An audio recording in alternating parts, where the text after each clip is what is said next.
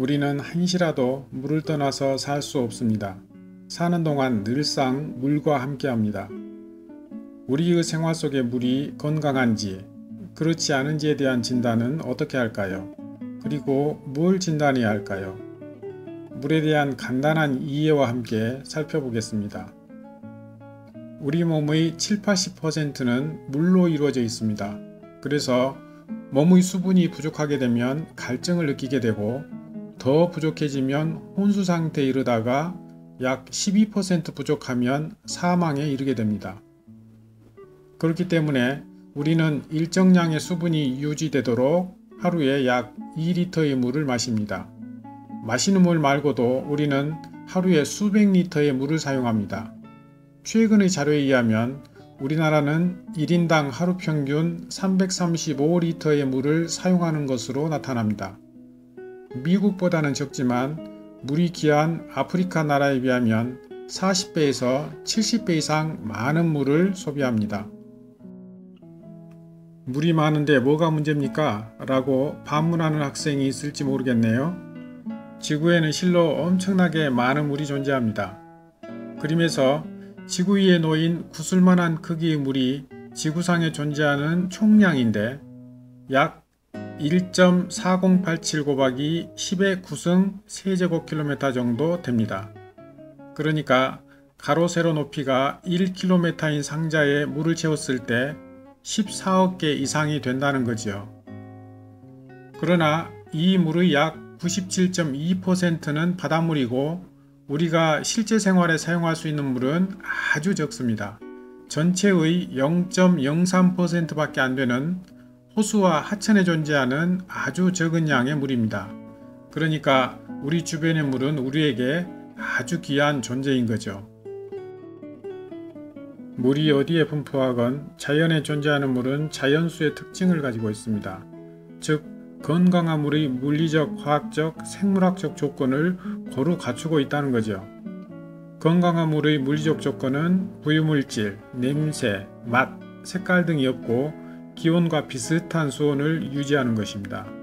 화학적 조건은 적당량의 산소와 무기영양소가 용해되어 있고 중성의 수소이온 농도와 일정 기준 이하의 유기물 농도를 유지해야 합니다. 두 조건과 아울러 생물학적 조건인 수인성 전염병균이나 기타 세균이 없어야 건강한 물이 되는 것입니다. 이러한 조건들을 만족하지 못하면 아프거나 상한 물이 되는 것이죠. 그러나 자연의 물은 아프거나 상했을 때 스스로 치유하는 능력을 가지고 있습니다. 즉 자정작용을 통해서 건강을 회복한다는 것이죠. 희석, 확산, 침전과 같은 물리적 작용에 의해서 산화, 환원, 흡착, 응집과 같은 화학적 작용에 의해서 미생물 분해나 식물의 흡수와 같은 생물학적 활동에 의해서 자정작용이 진행됩니다. 예컨대 수체에 오염물질이 유입되면 산소를 이용한 분해가 이루어지고 분해된 성분을 영양염 형태로 식물이 흡수 성장하는 과정을 통해 수체에 소비된 산소를 재공급하는 자정작용이 작동되는 거죠. 그러나 이러한 자정작용은 한계를 가지고 있습니다. 즉 자정작용의 임계 능력 이상으로 오염물질이 유입되면 감당이 안 된다는 겁니다. 감당이 안 되면 어떻게 될까요? 자연수의 특징을 회복하지 못하게 되겠죠? 궁극에는 건강한 자연수의 물리적, 화학적, 생물학적 조건이 변하게 됩니다. 이른바 물의 오염, 다시 말해 수질오염이 발생하는 거죠. 따라서 수질오염의 원인은 간단합니다. 자연이 감당하지 못하는 오염물질의 과도한 유입이 주범인 셈이죠. 흔히 관찰 또는 보도되는 수질오염 현상은 용존산소의 고갈이나 부영양화, 그리고 중금속 및 유기독성 물질에 의한 오염, 세균에 의한 오염이 대표적입니다. 수질오염과 관련된 몇 가지 보도를 볼까요? 부영양화에 의한 용존산소 고갈, 그에 따른 물고기 폐사, 혹은 독성 물질에 의한 물고기 죽음 등등이 대부분을 차지합니다. 그러한 오염 현상은 뉴스를 통해서도 중요한 문제로 다루고 있습니다. 폐사가 잇따르고 어획량이 줄어들면서 이렇게 그물을 걷어내고 고기잡이를 나서지 않는 어민들이 늘고 있습니다. 낙동강유역환경청은 원인 조사에 나섰습니다. 수심이 깊은 곳에서 폐사가 많았는데 용존산소량 부족이 1차적인 원인인 것으로 보고 있습니다. 하지만 용존산소량 부족 현상이 일어난 근본적인 이유는 설명하지 못합니다. 보도에서처럼 물이 오염되면 우리들의 건강과 삶을 위협하겠지요? 우리는 물을 떠나서 살 수 없으니 어떻게 해야 할까요? 무엇보다 건강한 물이 될 수 있는 기준을 만들어 관리를 해야 하지 않을까요?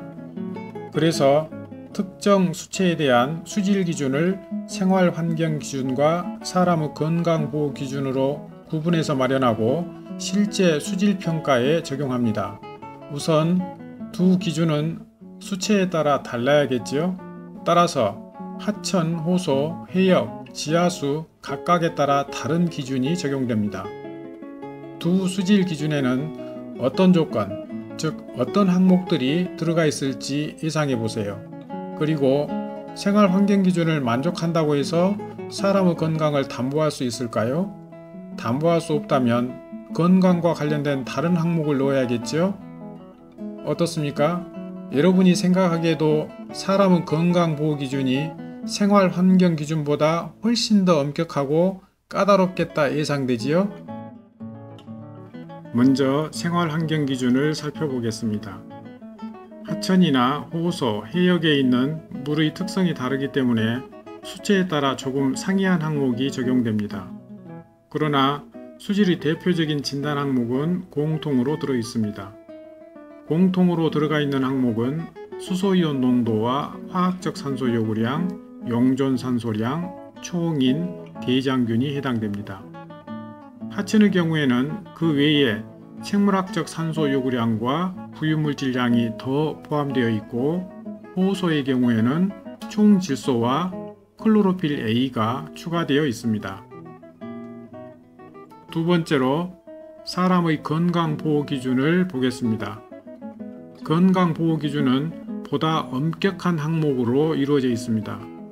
인체에 해로운 발암성 중금속류와 유기 독성 물질을 포함하고 있어요. 그리고 그것들의 허용 농도도 아주 낮게 설정되어 있고요. 예컨대 암을 일으키는 중금속 수은 검출한 게 0.001 ppm 이내에서는 검출되면 안 되고, 역시 발암성 유기 독성 물질인 PCB는 검출한 게 0.005 ppm으로 설정되어 있습니다. ppm은 100만 분율을 나타내는 크기니까 얼마나 낮은 값인지 예상이 되죠? 이 기준은 하천과 호소 모두에 적용됩니다. 생활환경기준의 항목별 농도는 어떻게 설정되어 있는지 보겠습니다. 수체별로, 즉 하천, 호소, 해역 각각에 대해서 별도 기준이 마련되어 있는데 이번 시간에는 하천의 경우만 살펴볼게요.